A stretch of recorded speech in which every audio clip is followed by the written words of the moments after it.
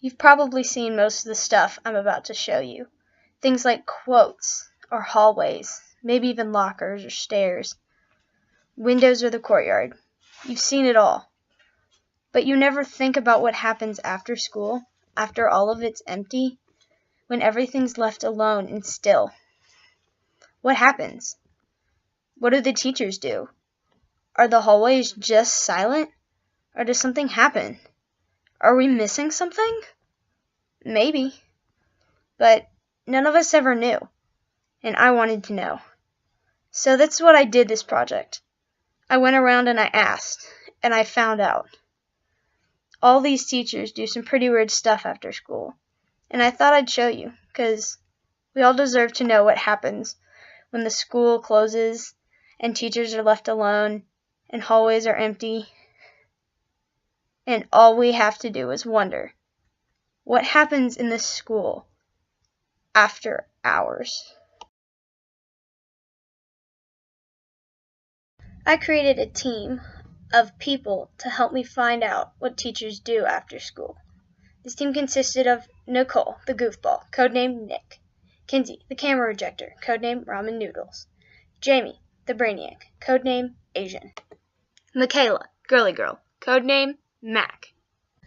And then there's me, Julia, athlete and team creator, codename Ginger, or Juju, whichever one you prefer.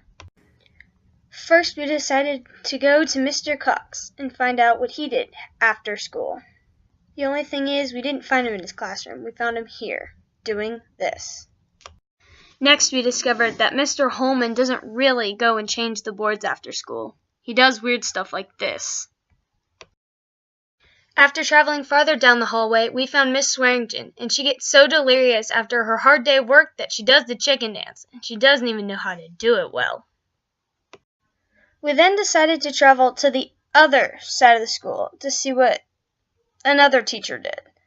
So we saw Mr. Copeland, who goes into his closet, sits in a lawn chair, eats a bunch of sweets, drinks some coffee, and plays a guitar his student made.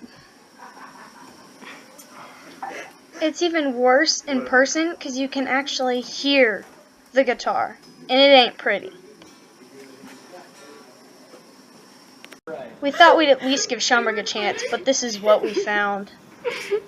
And after that, we decided to see Miss Hubert, who made fun of Thomas Little. Oh my heaven, no. Then we went downstairs, and the first teacher we saw was the librarian.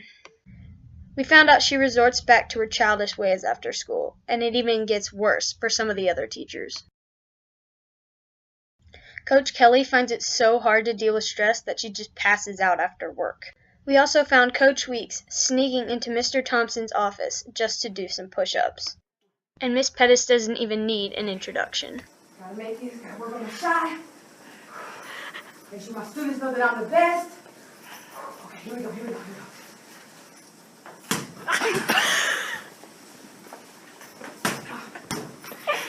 Oh, forget it!